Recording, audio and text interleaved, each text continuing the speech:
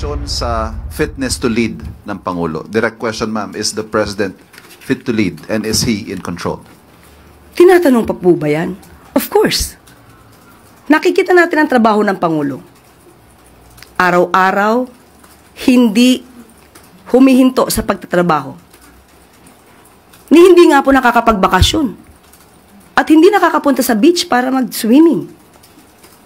So, sino po ba talaga ang ready na maging? Magandang araw po sa inyo mga banateras. Ako po si Banat Girl.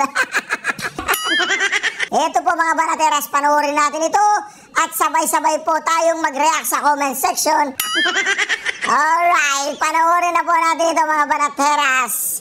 Mag-comment po kayo sa comment section at huwag po ninyong kalimutan mag-subscribe, i-like at i-share ang ating video.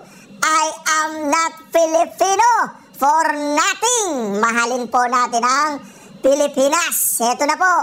Taong bayan, masakit man tanggapin, pero ito ang katotohanan.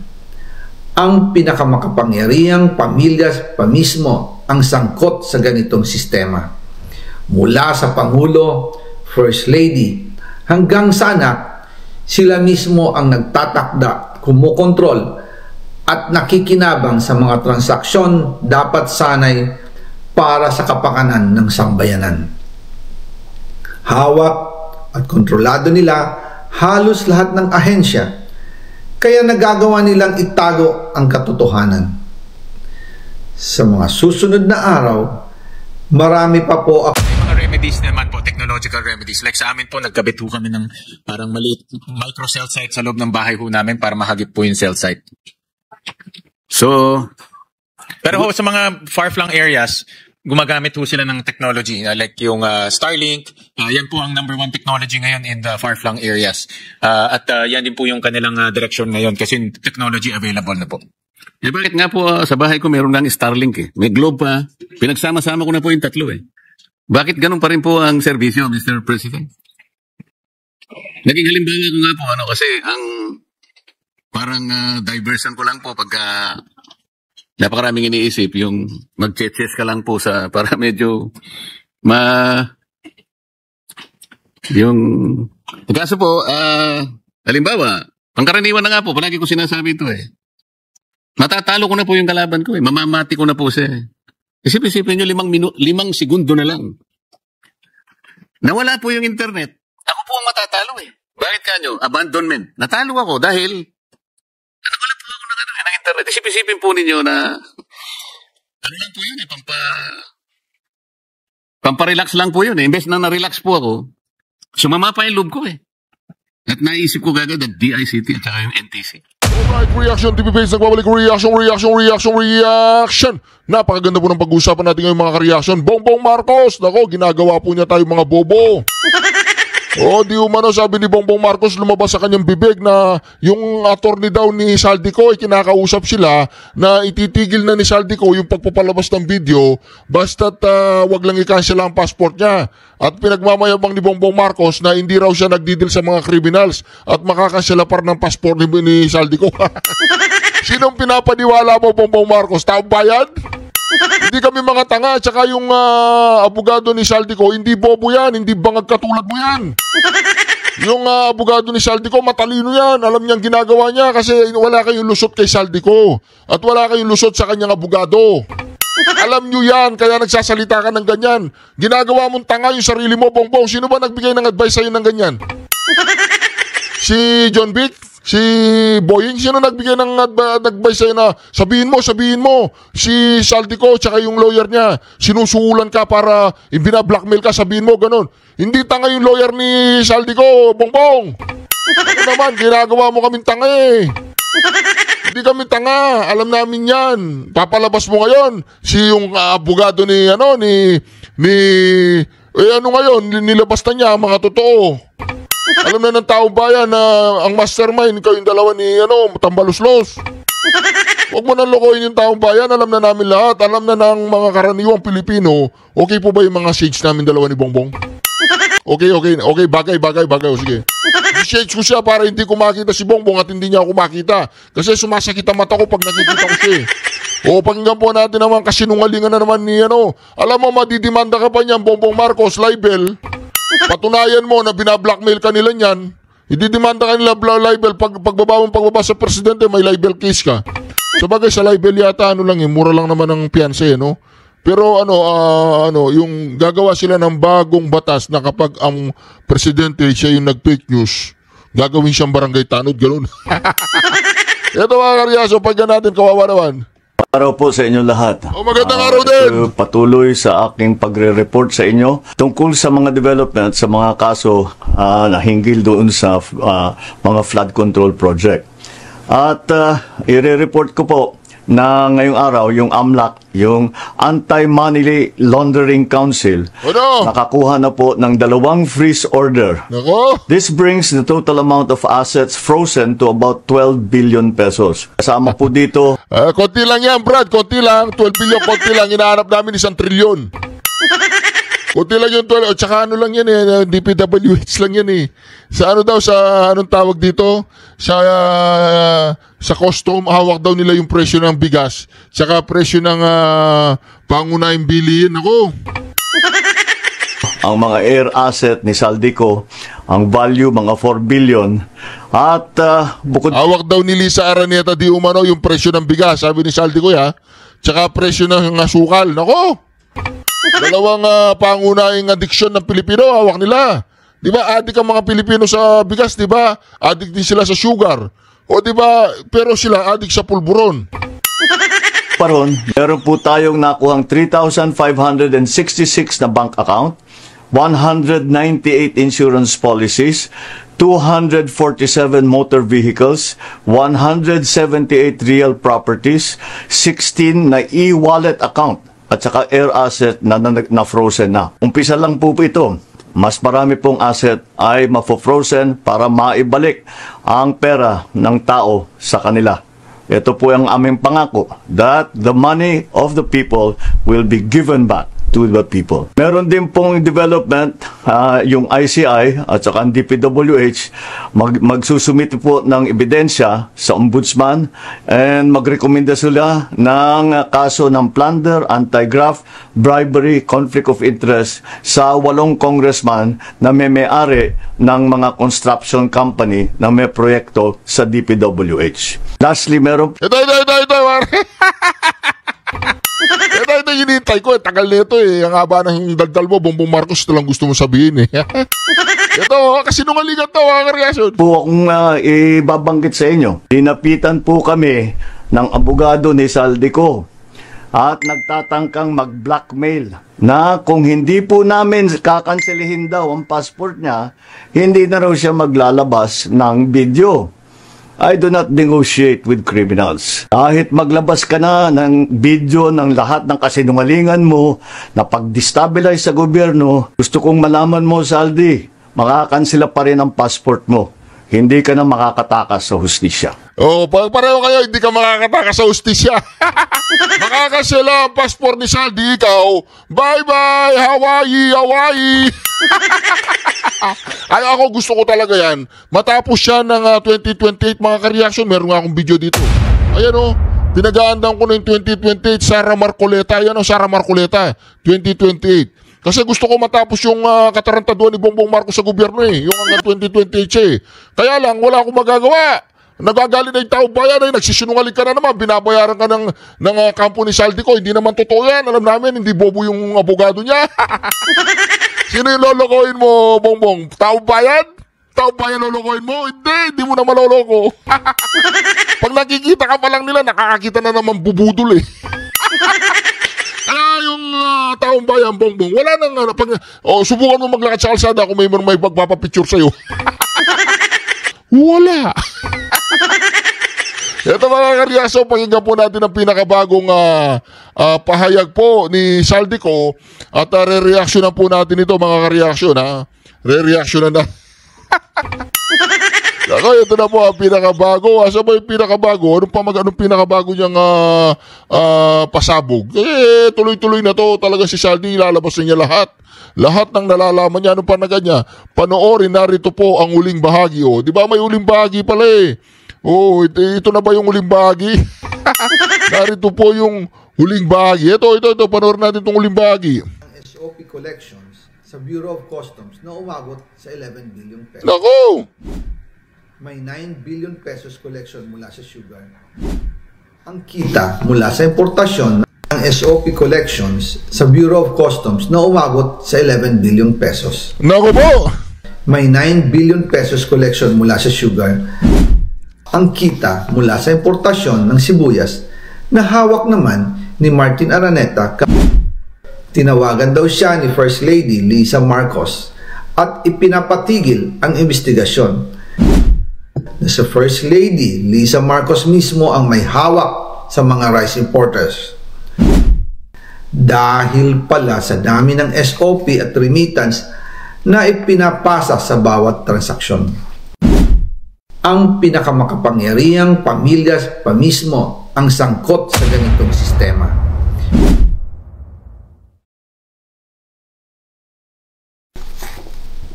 Ngayon naman po, tungkol sa kampanya nitong 2025 elections, nagkwento sa akin si dating Speaker Martin Romualdez. Kinausap daw siya ni PBBM sa Tacloban para tumulong sa gastusin ng mga kandidato mula national hanggang local candidates. Ang sagot ni Speaker, naibigay na niya ang SOP collections sa Bureau of Customs na umabot sa 11 billion pesos. Dagdag pa dyan, may 9 billion pesos collection mula sa sugar na ayon mismo sa kanya ay pinaghahatian lang ng 5 kumpanya para makontrol nila ang presyo ng asukal sa merkado. At iba pa ang kita mula sa importasyon ng sibuyas na hawak naman ni Martin Araneta, kapatid ni First Lady Lisa Araneta Marcos. Kung matatanda ninyo, noong 2022, nagkaroon po ng investigasyon sa Kamara na pinangungunahan ni Congressman Toto Swansing dahil sobrang taas ng presyo ng sibuyas. Umabot ng 600 pesos kada kilo. Gayong dapat ay nasa 80 pesos lang. Doon lumabas ang pangalan ni Martin Araneta bilang isa sa mga nasa likod ng kontrol sa importasyon ng sibuyas. Pero hindi po natuloy ang investigasyon. Ang sabi ni Speaker, tinawagan daw siya ni First Lady Lisa Marcos at ipinapatigil ang investigasyon. Kaya walang natuloy at walang naparusahan. Dahil pala, kontrolado ng kapatid ng First Lady ang importasyon ng sibuyas. Ganito rin po ang nangyari sa bigas. Noong April 2023, nagsimula nang tumaas ang presyo ng bigas. Kaya iminungkahi ko kay Speaker Martin Romualdez na kung pwede ay mag-angkat tayo ng 13 million metric tons para sa buong taon. Ang layunin ko po ay mapababa ang presyo ng bigas sa 22 pesos kada kilo. Pero hindi po ito inaprubahan ng Pangulo noong sila ay nasa Clark. Dahil doon, sumipa ang presyo ng bigas na umabot ng 55 pesos kada kilo hanggang 2024. Noong 2024, kinausap ko ulit si Speaker Martin Romualdez na kung pwede makausap namin si Secretary Laurel Chu ng Department of Agriculture at Secretary Ralph Recto ng Department of Finance para maibaba ang taripa ng bigas mula 35% to 15%. Sinabi ko kay Speaker Martin Romualdez na kung pababayaan natin ang patuloy ng pagtaas ng presyo ng bigas at umabot ito sa 60 pesos kada kilo, siguradong magagalit na ang taong bayan. Posibleng magrevolusyon na ang mga tao at tiyak na maapektuhan dito ang mga kandidato ng administrasyon sa 2025 elections. Isa sa mga patunay na hindi na masaya ang taong bayan ay ang pagbaba ng approval rating ng Pangulo noong panahon na iyon dahil sobrang taas na ang presyo ng bigas. Nangyari po ang meeting at halos inaabot kami hanggang alas 2 ng umaga, nakikiusap, nagpapaliwanag. Buti na lang, matapos ang matagal na negosasyon, pumayag din sila. At di nagtagal, inanunsyo na rin sa publiko na ibaba ang ng buwis sa bigas. Ngunit matapos ang 4 hanggang 6 na buwan, hindi pa rin bumababa ang presyo ng bigas kahit ibinaba na ang taripa nito. Kaya iminungkahi ko kay Speaker Romualdez na magpatawag ng investigasyon tungkol sa bigas sa pamamagitan ng Quinta Committee hearings. Habang iniimbestiga nito ng Quinta Committee na pinamumunuan ni Congressman Joey Salceda, bigla na lang itong pinahinto ni Secretary Kiko Laurel Chu matapos niyang ipakita ang isang confidential report. Nakasaad dito na si First Lady Lisa Marcos mismo ang may hawak sa mga rice importers. Ayon kay Secretary Laurel, maaapektuhan daw ang First Lady kung itutuloy ang investigasyon dahil kasama raw nila sa Vietnam visit ang ilang importer ng bigas at nag-dinner pa raw sila roon. At noong araw din yun, tumawag si Congressman Sandro Marcos kay Speaker Romualdez upang ipatigil ang House investigations tungkol sa bigas as instructed ng Pangulo. Magkasama kami ni Speaker Martin Romualdez nang tumawag si Congressman Sandro Marcos. Dumating din si Secretary Laurel Chu. Teka lang po, kung hawak nila ang kartel ng bigas at pinapangako ni Bongbong Marcos na pabababain niya ng 20 pesos ang bigas at hindi niya napababa ng 20 pesos ang bigas, nasaan ang point doon? Hawak mo ang kartel na kaya mo namang iligtas. Kahit hayaan na natin ang bigas, huwag na tayong kumita sa bigas. Basta't yung presidente, natupad niya yung pangako niyang 20 pesos. Ibaba natin ng 20 pesos ang bigas. Kaya lang, patay yung mga farmers natin, di ba? Ngayon, siyempre mga sindikato yan, hindi papayag yan na ibababa ng 20 pesos na hindi sila kikita. Kaya ibig sabihin dito mga kareaksyon, napahamak si BBM na hindi niya natupad yung 20 pesos na bigas dahil di sa asawa niya kung hawak niya yung kartel ng bigas. Hindi ko maintindihan na mag-asawa no? Nangangakong 20 pesos, yung babae naman hawak niya yung kartel. Ano ba yan? Sa Manila Polo Townhouse at doon siya pinagalitan ni Speaker dahil inilabas niya ang confidential report na nagdidiin sa First Lady sa issue ng rice smuggling. Humihingi ng paumanhin si Secretary Laurel Chu at sinabi niyang, pasensya na, masyado akong naive. Doon namin naintindihan kung bakit. Kahit ibinaba na ang import tax ng bigas mula 35% to 15%, ay hindi pa rin bumababa ang presyo sa merkado. O di ba binaba nila yung tax? Tuwang-tuwa si Palaka. Kasi bumaba yung binabayaran nila. Grabe po. Dahil pala sa dami ng SOP at remittance na ipinapasa sa bawat transaksyon.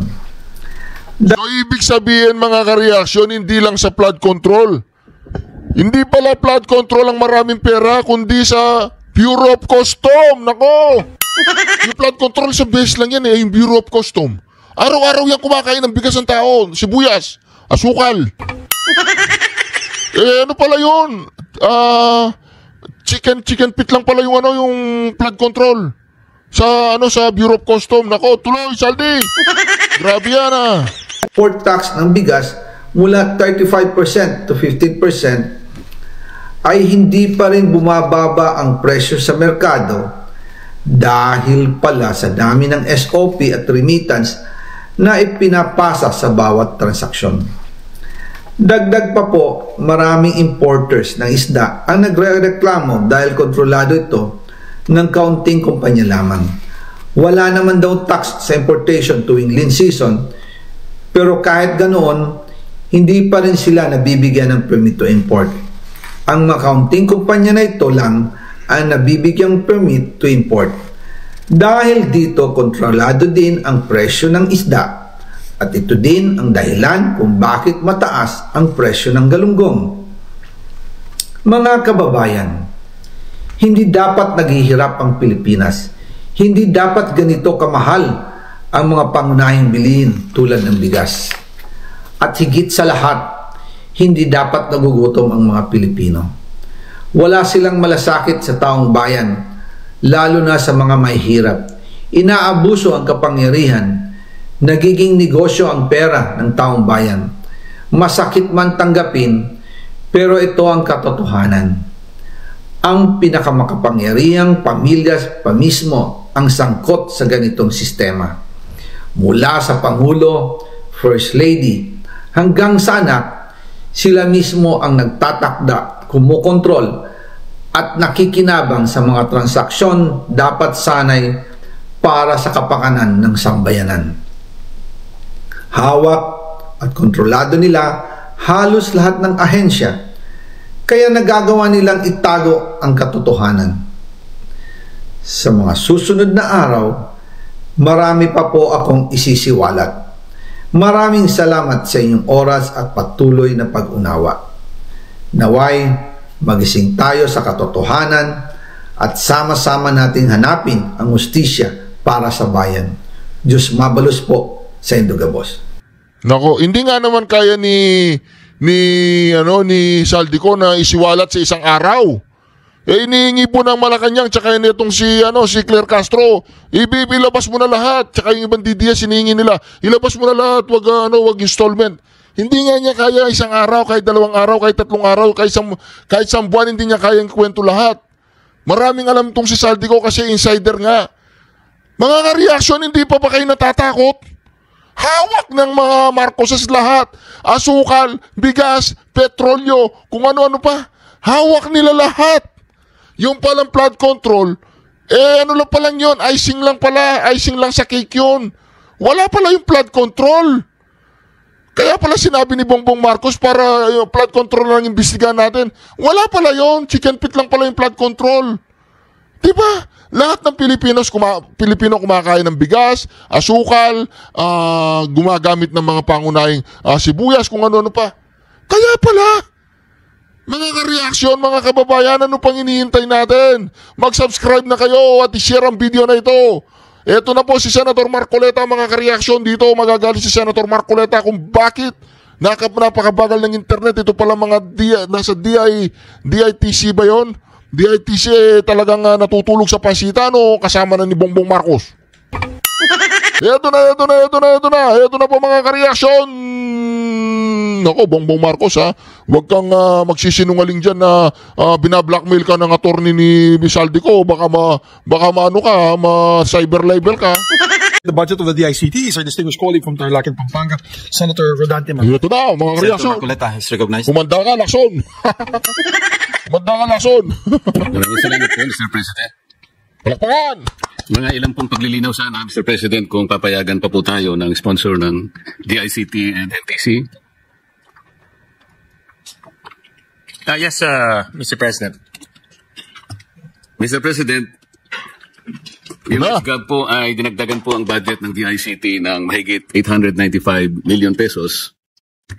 Ngunit sa atin pong Senate comprehensive report, binawasan naman natin sila ng halos 1.7 billion pesos, Mr. President. Nagagalit po ba kayo, Mr. President? Hindi naman, Mr. President. Hindi naman, Mr. President. I think konektado rin ho yan doon sa binuksan po ng ating presiding officer na utilization rate, Mr. President. So, it's connected to doon po sa utilization rate. Oo nga po, Mr. President. Tama naman po yun dahil sa... Baka kasi dahil nga medyo nabawasan ang budget ninyo, yung mga performance indicators po nyo, kaya yung mga milestones ninyo, bigla nyo ring babawasan sapagkat nagbawas nga po kami. Mr. President, malaki pa ho yung kanilang continuing appropriation. So, tuloy-tuloy naman po yung kanilang pag-execute ng project. At ang ating secretary admitted na talagang kailangan ma-improve yung kanilang utilization rate. This is a management issue. So, they're fixing that process. Mainly the bidding process ang nagiging bottleneck ho nila. Kasi po sa kahit sa pangkaraniwang pamilya lamang po, Mr. President, pagka medyo konti lang ang budget mo, talagang pipilitin mo na bawat sentimo ay ma-optimize mo po yung mga dapat nagawin para ganun po ay may pagtagumpay, may taguyod ang pangangailangan ng pamilya. Di ba, Mr. President? Opo, Mr. President. Kaya kahit na po kayo ay nabawasan, wala naman po kayong magagawa. Huwag naman po ninyong isipin na, magre-relax kami. Para bawi-bawi lang yan Wag po, kasi kailangan tayong magtipid. Yun po yung talagang naging decision po ng Senado kung bakit ganyan po ang nairekomenda po na ibigay sa inyo. Katulad po ng Cybercrime Investigation and Coordination Center. Mula po sa HGAB na 573 million ay naging 457 na lang po kayo. So, yung 116 million budget cut po ay hindi po nyo gagamitin na pambawi. Baka sakali pong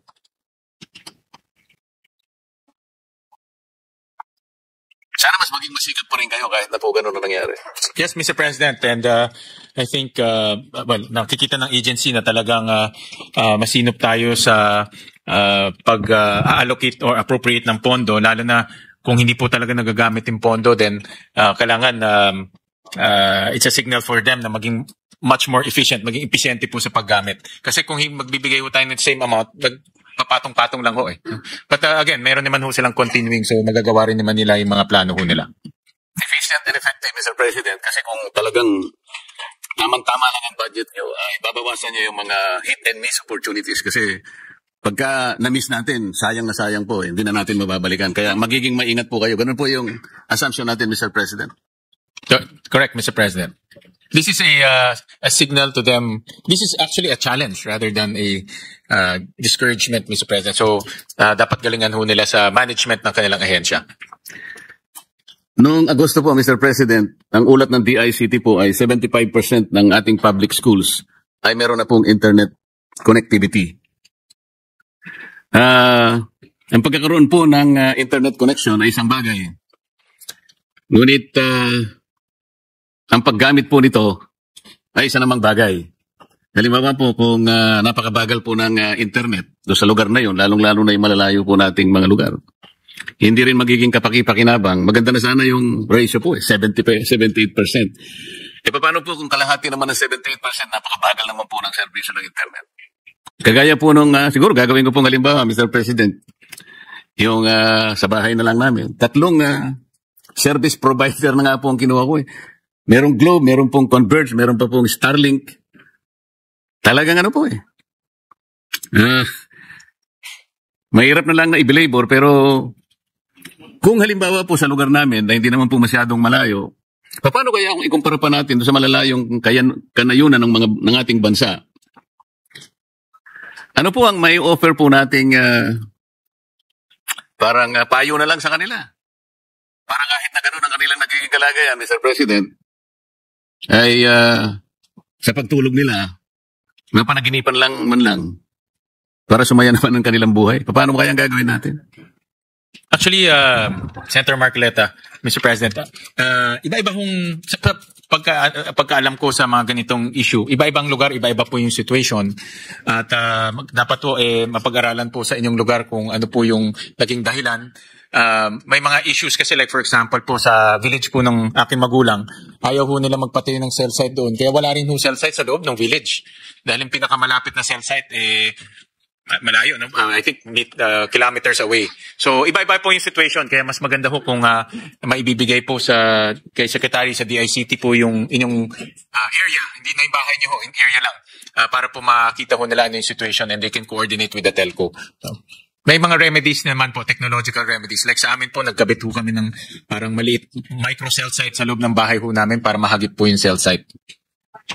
So, pero ho, sa mga far-flung areas, gumagamit ho sila ng technology like yung Starlink. Yan po ang number 1 technology ngayon in the far-flung areas. At yan din po yung kanilang direction ngayon kasi technology available na po. Bakit nga po sa bahay ko meron lang Starlink eh. May Globe pa. Pinagsama-sama ko na po yung 3 eh. Bakit ganun pa rin po ang serbisyo, Mr. President? Naging halimbawa ko nga po kasi ang parang diversion ko lang po pagka napakaraming iniisip, yung mag-chess ka lang po para medyo yung kaso po, halimbawa, ang karaniwan na nga po, palagi ko sinasabi ito eh.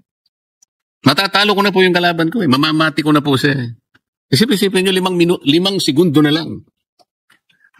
Nawala po yung internet. Ako po ang matatalo eh. Bakit kanyo? Abandonment. Natalo ako dahil nawala po ako ng internet. Isipin po ninyo na ano lang po yun eh, Pamparelax lang po yun eh. Imbes na na-relax po ako, sumama pa yung loob ko eh. At naisip ko gagawin ang DICT at saka yung NTC. Na maaaring hindi naman po kayo ang may problema. Example lamang po yun para sa isang katulad namin. Paano na po yung napakarami pong mga aktibidad na hindi po nabibigyan ng katuparan, nawawala dahil lamang po sa kawalan po ng internet service.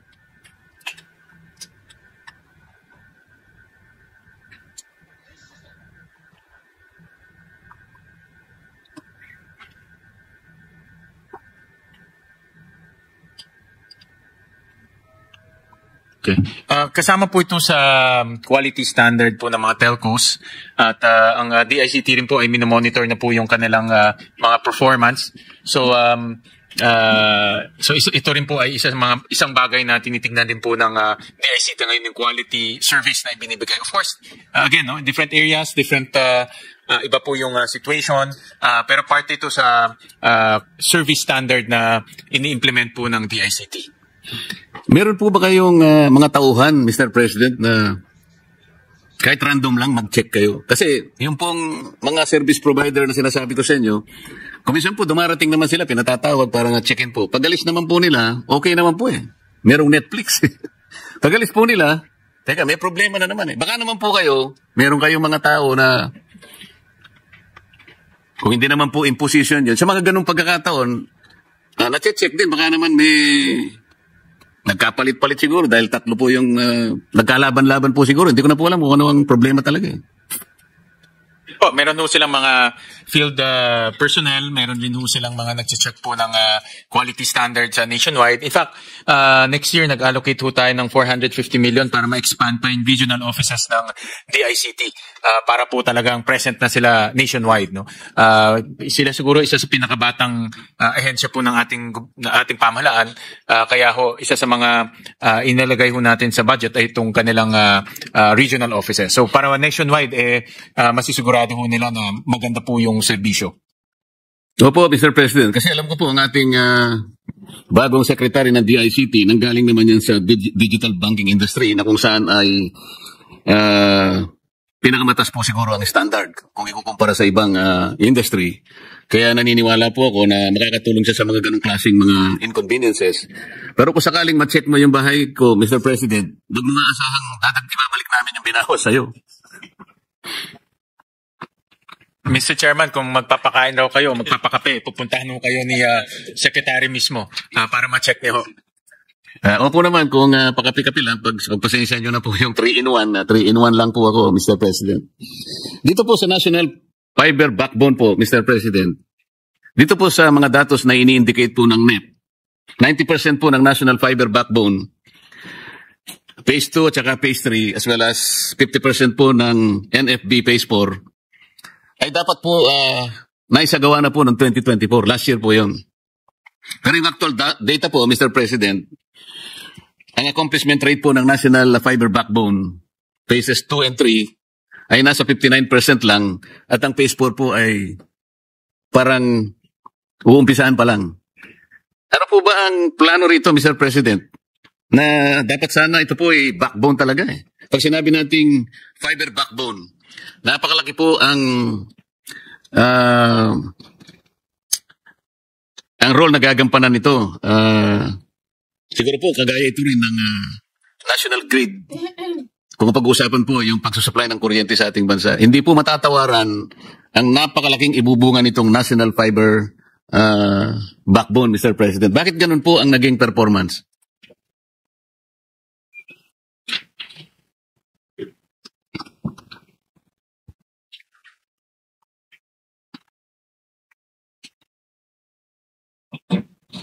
Tama ho kayo, Mr. President. In fact, yan po yung aming isa rin na pag-usapan sa hearing, yung implementation po ng National Fiber Backbone. Maganda ho yung konsepto because magkakaroon ho ang gobyerno ng sariling fiber backbone. At ito ang vision ho dito ay gagamitin po ng gobyerno, gagamitin din po ng mga LGUs, at pwede rin po mag-offer ng services sa mga maliliit na ISP sa iba't ibang lugar. So bababa po yung presyo ng internet sa mga malalayong tayong lugar. At of course, sa mga LGUs natin. At ang kagandahan rin dito, ang government, may sarili na ho siyang, kumbaga may sarili na siyang infrastructure. Admittedly, napag-usapan ho namin to sa hearing, na budget hearing, na mabagal rin po yung implementation ho nito. Admitted ho yan. At meron din pong catch-up plan ang department para po mapabilis po yung construction. So ang target ho next year, yung phase 4 and phase 5, aabot na ito sa Zamboanga. No, so mako-connect na po from Luzon, Visayas all the way to Mindanao. No, so yun po ang target by next year.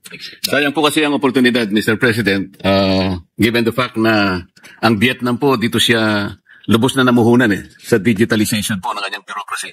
Kaya kung makikita po natin, siguro ang nagawa ng Vietnam mula nung mailatag po nila ang infrastructure sa digitalization. Talaga pong, hindi ko na po masasabing napag-iwanan po tayo ng malayo, pero makikita po natin yung mga indicators. Halimbawa po, kapag binangga natin yung per capita income po ng mga bansa sa ASEAN, meron pong direct correlation po dun sa bilis o sa bagal ng ating internet, lalo na po yung broadband na sinasabi natin. Halimbawa po, Mr. President, yung per capita income po natin ay napakababa kung ikukumpara po sa Singapore. Ang Singapore po, ang per capita GDP is $88,000 per citizen. Sa mga kapatid, yun po yung balik share ng isang Singaporean sa kanilang total economy, $88,000. Ang Brunei po ay $35,000. 13,000. Thailand, 7,800. Indonesia, 5,270. Vietnam, 4,620. Ang Pilipinas po ay 4,130. So makikita po natin, nasa mababang antas po tayo. Dahil isa po sa pinag-uusapan sa ikabibilis po ng ekonomiya, ay yung pong communication. There will be no debate as to the significance and impact of communication and technology in the growth of the nation, Mr. President. Totoo yan. Dahil makikita po natin ngayon na everything is interconnected. No? At halos lahat po ng sector, from education to business to agriculture, lahat po gumagamit na ngayon ng internet and technology. At dahil po sa cellphone, yung internet and technology nasa bulsa na ho natin. So talagang magiging more interconnected, halos pabilis po ang internet, at mas marami na tayong nagagawa ngayon with the internet. So tama ho kayo na ganyan po papunta ang buong mundo. Mr. President, more recently, the Secretary of DICT mentioned something like the utilization of artificial intelligence can be utilized as a potent tool for empowerment. At marirealize naman po natin yun, Mr. President, kung meron po tayong mga mahuhusay na mga kababayan natin, mga technical people, para po ito ay ma-take advantage natin. Pero ang masakit po nito, Mr. President, sa 2024 Global Artificial Intelligence Index, tayo po ay number 78 sa 83 bansa kung ang pag-uusapan po ay Artificial Intelligence Talent Pool. So paano po natin ma-address ito? Tama naman po kayo, Artificial Intelligence ay nakakatulong talaga. Ngunit wala naman po tayong sapat na technical people to undertake and to pursue this direction. So ano po yung plano niyo dito, Mr. President? Okay, Mr. President, ang artificial intelligence, napakabilis pong nagiging importanteng tool para sa ating lahat. Ako, yun din po ang gamit ko pag nagre-research ako or may pinapasummarize ako mahabang mga papeles. At in application din, dumadami rin. No? Nag-evolve rin tong artificial intelligence sa iba't ibang sector. So to answer your question, Mr. President, in the budget, meron pong 1.1 billion pesos for ICT capacity and industry ecosystem development and management program. Nakasama ho dito training. So nagbibigay rin ho sila ng training sa iba't ibang industriya. At ang sabi po ni Secretary, kasama ho dyan yung artificial intelligence. Yes. Sino po ang nagte-training sa mga possible entrance sa pagde-develop ng artificial intelligence? Anong bansa po ang nagte-train? Tayo po ba nagte-train o ipate-train natin sa ibang bansa?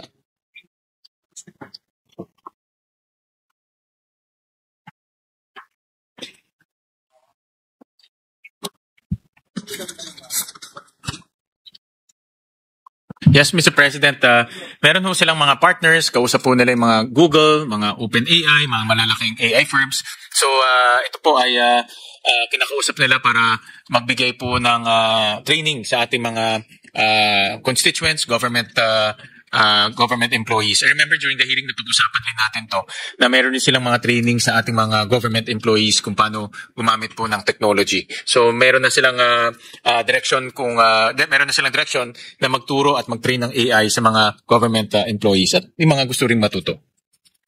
I'm happy to hear that, Mr. President. But with the way artificial intelligence has become sophisticated today, we've seen also how potent they become as tools for fraud. Kamakailan lamang po, may lumabas pong mga deepfake video na parang pinalilitaw ang ating Pangulo ay nagdidirect ng military acts against another country. At ito po ay kumalat sa social media. Siyempre po pagka hindi mo masyadong tinignan yun, maaari kang makapag-isip na maaari kang mabigla, maaari ka pang atakihin sa puso pagka ganun nakita mo. So, paano nyo po lalabanan naman ganitong klaseng mga pamamaraan? Ginagamit po ang AI hindi lamang para sa ikaunlad ng isang bansa, ngunit para isa panganib po ang kanyang mamamayan sa maraming pagkakataon at sa maraming pamamaraan.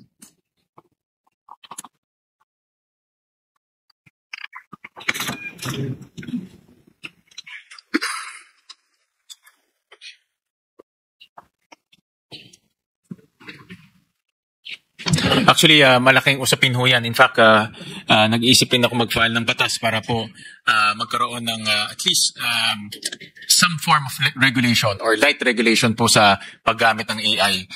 Iniisip ko ho kung gagawa ka ng mga AI videos or AI pictures, dapat may accountability at i-disclose mo na AI yan dahil talagang napakahirap pong minsan na ma-detect kung AI siya o hindi. Lalo na ngayon, nag-improve ho talaga yung technology. So, ang CICC is very active po sa mga takedowns ng mga deepfake, artificial intelligence movies or mga video clips. So, very active ho sila doon. But moving forward, I think kailangan ho talaga ng legislation. May mga ibang, may mga bills na nag-file ho dito sa atin to regulate it. But moving forward, kailangan ho talaga ito. Dahil dapat may accountability. Hindi ka pwedeng gumawa ng AI at magsinungaling ka. No? Hindi ho pwede yan. No? So, we need to look at this technology very seriously moving forward. Mr. President, isa po sa mga naging testigo ng Blue Ribbon Committee ay si Orly Gutesa. Siya po ay naging laman, naging siguro halos lahat ng social media parang nakatuon din sa kanya dahil siguro po sa kanyang isiniwalat. Huwag na natin pag-usapan po yung tungkol sa nilalaman ng kanyang pagsisiwalat. Pansinin na lamang po natin yung nangyari pagkatapos na siya ay magsiwalat sa Blue Ribbon Committee. Napakarami po ang issue laban sa kanya. Peking notaryo, falsification, blah blah blah. At noong October 31, 2025, na-monitor po namin na napakarami pong fake ads sa Meta tungkol kay Orly Gutesa. Ito po ay isa lamang kamukha nitong nilagay po nila sa Meta na isang fake ad. Pinilit lang ako ni na Defensor at Marcoleta na ako'y puwersahing mag-sign ng fake affidavit. Lumabas po ito eh. Pero, Mr. President, bago ka po makapag-publish ng isang boosted content or ads, ilan po sa mga requirements na ihingin sa iyo ng Meta ay ang mga sumusunod. Dapat meron kang email. Dapat meron kang mobile number. At ang pangatlo, dapat meron kang website. Nung tinignan po namin yung website, ito po ay cdgmediaminds.com. At pag tinignan po niyo yung website, wala itong laman. Parang isang placeholder lang for the sake of complying with Meta's requirements para makapag-publish at makapag-boost ng fake ads. Ang ginagamit pong pag-boost ay yung siyempre kailangan magbayad para marami pong audience na madatnan, hindi po ba? At pag tinignan niyo po yung mga nagla-like sa post, mga Vietnamese and Arabic accounts. Ibig sabihin, pangpadami lang. At gumagamit nga siya ng domain. Paano po ba, nakikipag-coordinate po ba ang NTC o kaya yung DICT sa mga social media platforms katulad ng Meta o kaya ng TikTok para sa ganun po ay ma-take down po yung mga peke na ads na katulad po ng naipalabas na ganito. Nakakapagbigay ng maling impormasyon na ililigaw, nalilin lang po yung mga mamamayan. Kasi wala pa namang ginawa Sigutesa ng ganun, pero parang pinalilitaw na meron na. Kung sakali pong may ginawa siya talagang ganun, malaman na lang sana natin sa totohanan, hindi po yung uunahan na lang, nami-mislead po yung ating mga mamamayan. Yan po yung punto. Ano po ba yung mga measures na ginagawa ninyo para sa ganun, nakapagsimula na, sa Meta halimbawa, o sa TikTok, ano po ang mga pwede nyong gawin para ito po ay mawala kagad? Dahil hindi naman po totoo.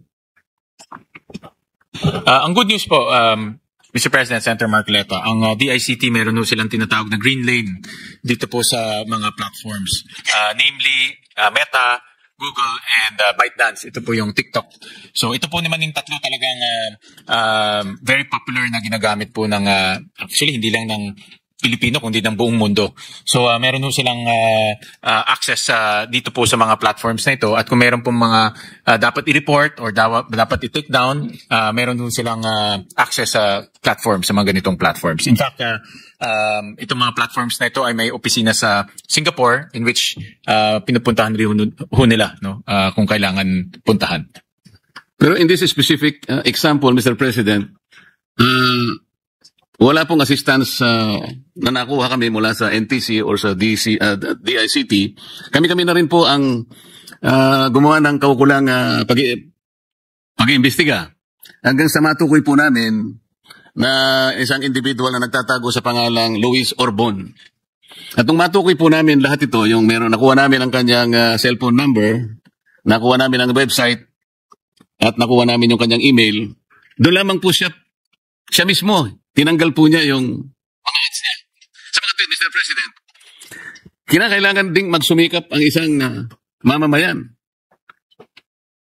Ang hinahanap po kasi ng mamamayan ay maproteksyonan sila.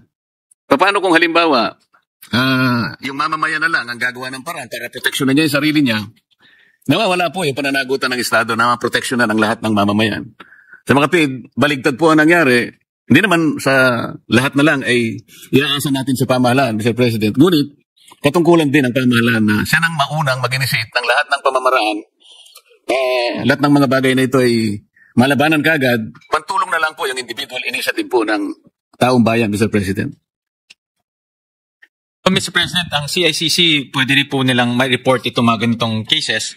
Meron ho silang hotline. Ito yung hotline 1326, Mr. President. So, accessible po ang CICC sa mga taong nabiktima ng ganitong mga deepfakes, itong mga artificial intelligence pictures. Talagang very challenging ho dahil ngayon anyone can become an artificial intelligence artist. Pasimple, nagiging very simple na yung platform para gumawa po ng mga artificial intelligence. So, pero kung meron mga taong nabiktima ho nito, pwede nilang i-report sa CICC. And within 24 hours, meron na pong feedback. Mr. President, noong pong budget briefing ng NTC, halos isang buwan na nakararaan, ay nagtanong po ako tungkol dun sa ICT modernization project nila na nababahagi po sa dalawang components. Ito po yung Global System for Mobile Communication or GSM, Active and Passive Monitoring Equipment, at may kasama pong Network Benchmarking Equipment. Ito pong dalawang components na ito ay nagkakahalaga ng halos 1 bilyong piso, Mr. President. At ang project na ito ay na-approve po ng 2021-2022. O halos 3 at 4 na taon na po ang nakararaan. Tinatanong ko po noon, bakit po yung network benchmarking na nagkakahalaga po ng 300 million ay napagalaman po ng representasyong ito na ang nag-supply pala itong EBIS solution. At ang EBIS solution naman ay bumili lamang sa Versatest Company na nung panahong yon ay nagkakahalaga lamang ng 24 million. May kasama na pong test drive vehicle yon. Para lamang po masiguro ko na tama na ganun halaga nga ang pagkakabili nung panahon na yon, 2021-2022, ay pinag-iusapan ko ang aking isang kaibigan na kontakin niya yung Versa Test Company kung magkano ngayon ang set nung network benchmarking equipment. Lumalabas po sa panahon natin ngayon, kasama na rin po yung drive test vehicle, 40 million po. So parang totoo po na 24 million lang nung panahon na bilhin yun. Bakit po 390 million? Ngayon po, para maging maiksi lang po ang pagtatanong ko nung panahon na yon, sinikap ko pong at nagtanong nga po ako kung operational po yung mga equipment na yon. Ang sabi naman ng NTC, operational.